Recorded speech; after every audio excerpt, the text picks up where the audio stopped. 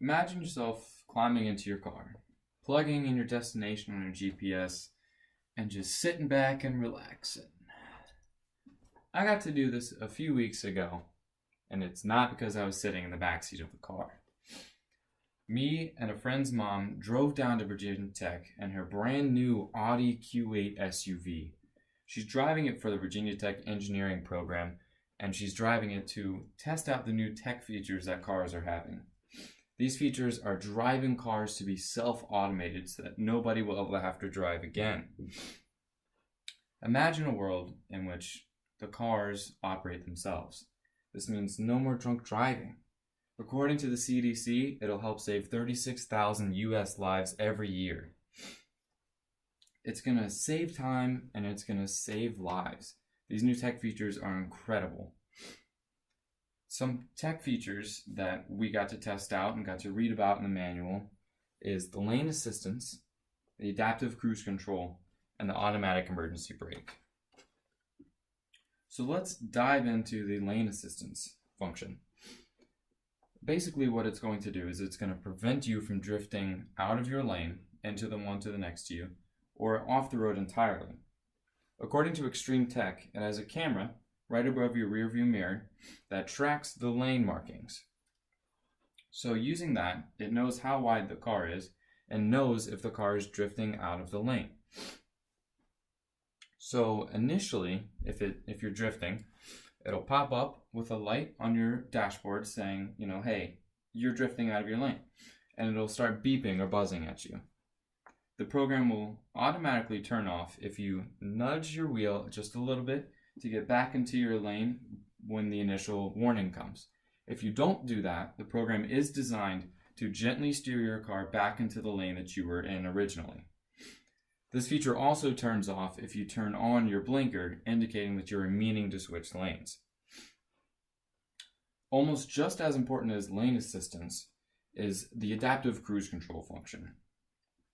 Now, driving around town, Mrs. Snyder never had to put her foot on the pedal.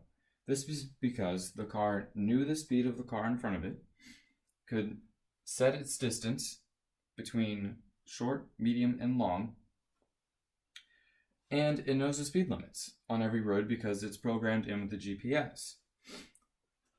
So, according to mycardoeswhat.org, you can set your distances between short, medium, and long. However, if you're in wet conditions or snowy conditions, you should always set it to the longer function so that your car has more time to adjust to the car in front of it.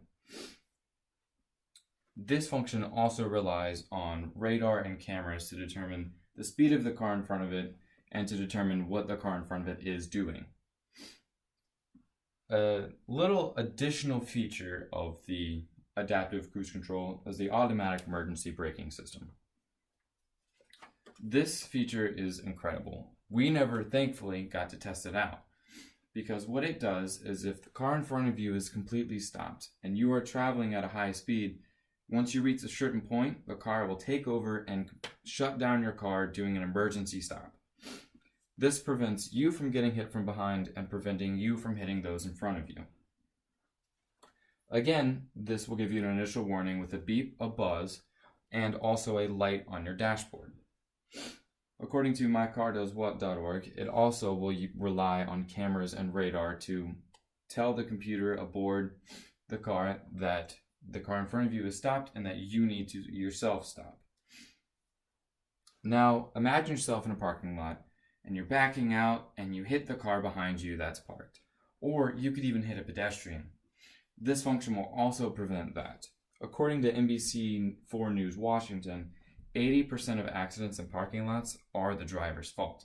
So this function will be able to cease all parking lot fender benders, as they're called.